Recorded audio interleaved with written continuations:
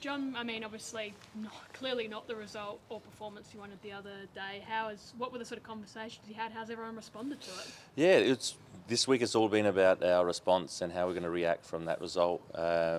Because we know that it wasn't what we wanted, and the first half was was a bit of a shock because I've never been involved in a game that you're 5 goals down at half time. So the chat at half time was more about how we're going to react from that, and the second half performance was good, was better, and we know that we lost the game, but it was about the boys sticking together and working for each other, and they showed that in the second half. So we expect the same this week, and actually looking forward to it, because this is part of football. You have your highs one week that we beat the reigning premiers, and then the low the following week. So it's how you pick yourself up. So football can change very quickly. Did you sort of get a handle, like pin down exactly what Yeah, went set wrong? pieces. That was a big one, and it was a little bit of our when we went to press and when we didn't, and how we got stretched a little bit at times. That was the main thing. With the ball, we were creating openings and creating,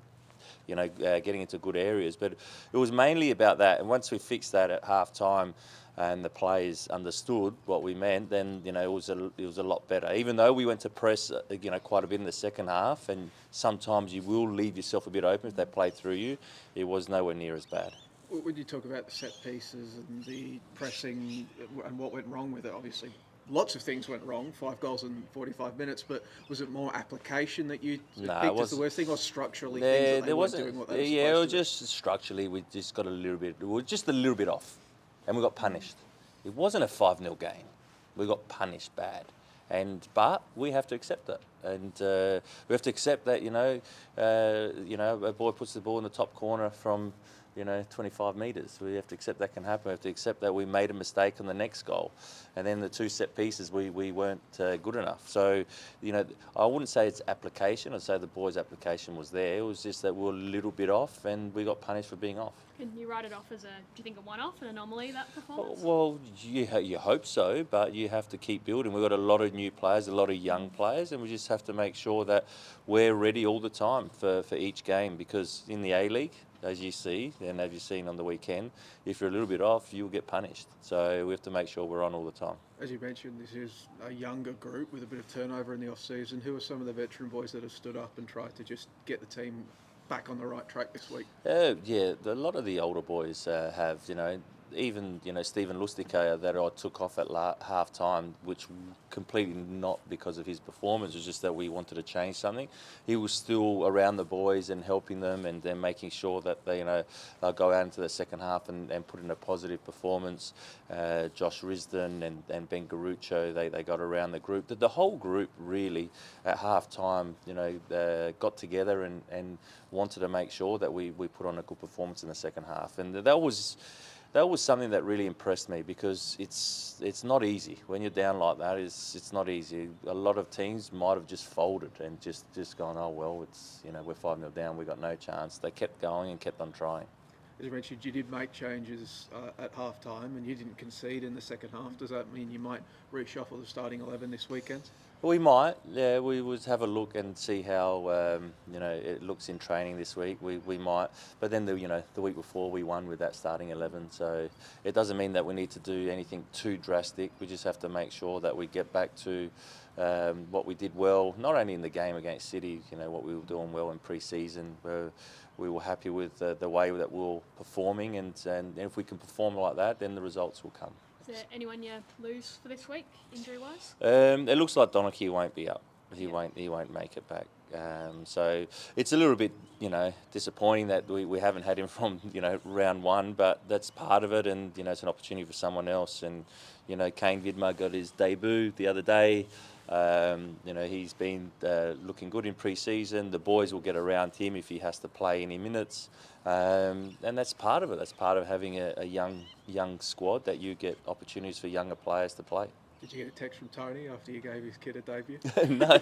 No, I didn't. But I was laughing a little bit because Aurelio Vidmar, now coach of City, we got the Vidmars in the league, and also the Aloisi. So I don't know what it is in Adelaide, though. The brothers seem to be able to be involved in the A-League somewhere.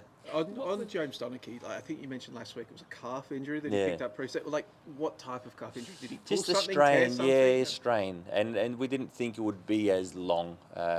So it's been a bit of a slower recovery than at first expected. And Nikita, what's his status for this week? Yeah, he'll be involved. So Exciting. Yeah, it's exciting. Yeah, it's involved off the exciting. bench. More than likely off the bench. Yeah, he's probably not ready to start yet, but he's been looking really good in training. So yeah, we're excited to have Nikita involved. That burst of pace will be pretty nice. I imagine he's still Yeah. nipping around pretty quickly. Yeah, he's very quick, and he's an intelligent footballer that's been around for a long time now, and he'll help the other players around him, so which is important. MacArthur, what have you made of him? They're a good side. They got good players. They've had some tough trips already with the AFC Cup. We know about Davila, but I know a little bit about Germain. Is that how you pronounce it? Valerie Germain. Germain. Yeah, it depends on the accent that you put on. Like a Germain.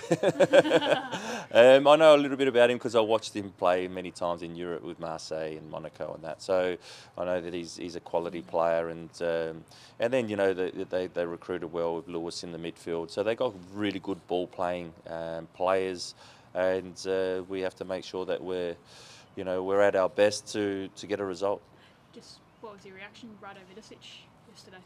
Oh, look, I don't really like to comment about other clubs, and it's never nice seeing a fellow coach getting the sack. But I'll focus on what I have to do here at Western United.